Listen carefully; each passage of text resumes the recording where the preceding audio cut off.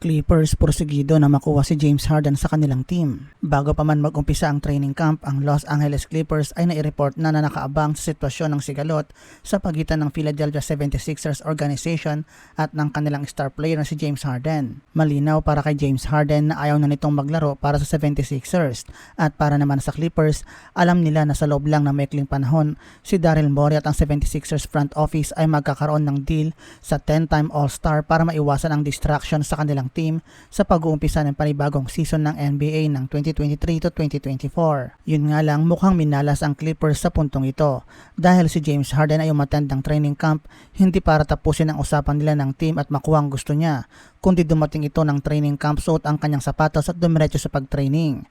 Sa loob ng 4 na practice sessions ay naging maayos ang pakikisama ni James Harden sa kanyang mga teammates, pero hindi pa rin nawawala sa kanya ang umasa na may isa sa katuparan din ang nais itong trade request. Sa kabila naman nito ay nais pa rin ng Clippers na makuha si James Harden sa kanilang team at sa bawat araw na nagdaraan ay mas lalong tumitibay ang pagnanais nilang makuha ang 10-time All-Star playmaker. Yun nga lang, tangi ang Clippers ang lumalabas na may interest kay James Harden na team, kaya naman napakakomplikado ng kanilang sitwasyon. Naiintindihan ng Clippers kung ano ang market value ni James Harden at syempre expected na rin kay Daryl Morey na hindi ito tatanggap ng less value na offer sa isang All-Star caliber point guard kahit na malinaw na iisang team lang ang may interest kay James Harden. Noong Lunes nga ay nilinaw ni Daryl Morey ang dalawang option na pagpipilian ng team na gustong makuha si James Harden. Ang unang option ay kailangan nila ng kapalit na player na makakatulong sa 76ers sa isang major way. At ang pangalawa ay draft capital na maaari nilang magamit at magbigay benefits sa kanila ng short term. Ayon sa ESPN, ang Clippers ay willing na i-deal ang isang first round pick swaps at expiring contracts. Pero sa nakalipas na linggo ay nabalita na hindi interesado si Morey at ang 76ers sa single pick na may kasamang swaps. Kinumpirma naman ng ESPN na mananatili ang Clippers sa kanilang offer at ngayon nangangailangan sila ng tulong para makuha si James Harden dahil alam nila na mag-i-stick si Morey sa kanyang asking price. Paliit ng paliit ang tsansa ng Clippers para makuha si James Harden bago mag-umpisa ang regular season kung saan ay makakaharap nila ang Portland Trail Blazers sa October 25.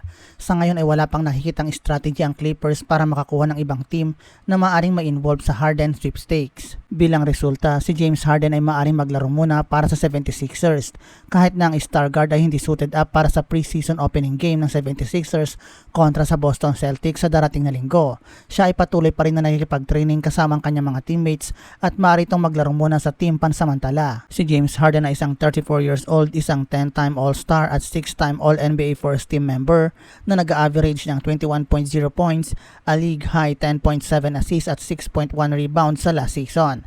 Sa kabila ng demand nito na matrade mula sa 76ers ay nagre-report pa rin ito sa kanilang training camp. Lakers gustong mag-shoot si Anthony Davis ng 6 na 3 points per game. Sa kabila ng pinapakitang impressive offensive arsenal ng big man na si Anthony Davis ngayong season, ay nais pa rin ni Coach Darvin Ham ng Lakers na magpakita ito ng bagong dimension sa opensa. Si Davis ay nag-average lang ng 1.3 attempts from beyond the arc sa nakaraang season. At ang most average ito sa buong season ay 3.5 attempts sa kanyang first season sa Los Angeles Lakers noong 2019 to 2020. Sa nakaraang taon ay nag-average ito ng 25.7% from 3-point range sa regular season at 33.3 naman sa playoffs. Pero sa dalawang preseason games nito ay mukhang tinutupad naman ng 30 years old na si Anthony Davis ang request ng kanyang coach. Nakita natin ang limitadong galaw ni Anthony Davis sa laban nila kontra sa Golden State Warriors at Brooklyn Nets sa paglalaro nito ng 27 minutes. Gayunpaman ay nakagawa pa rin ito ng 3 of 6 mula sa 3-point range.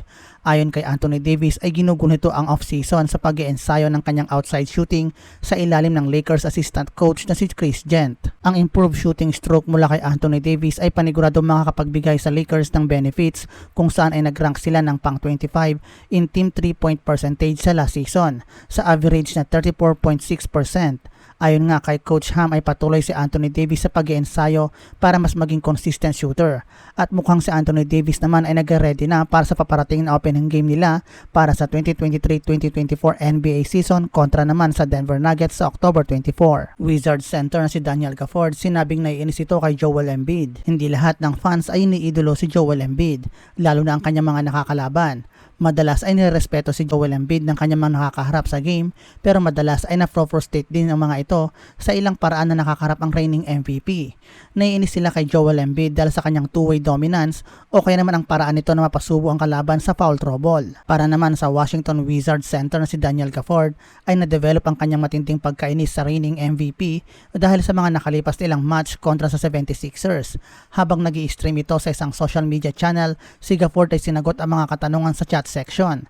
Isa sa mga katanungan ay kung sino ang pinaka hindi nito gustong makaharap sa game at matibay naman ang sagot ni Gafford na si Joel Embiid ang taong ayaw niyang makaharap. Ayon kay Gafford ay di niya rin matukoy ang malinaw na rason pero ayaw niya talagang nakakaharap si Joel Embiid. Madalas kasi itong malagay sa foul trouble kapag kaharap niya na si Embiid. Sa nakalipas nga na taon ay na-establish na Embiid ang sarili bilang free throw machine. Nahihirapan ang mga defenders na maiwasan ma-foul ito dahil sa kanyang size at frame.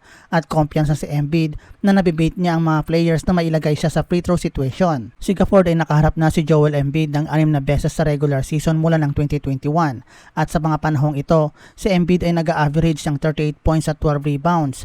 Sa outings na ito ay nakagawa ang 76ers big man ng 72 free throws at nag-a-average ng 12 per game.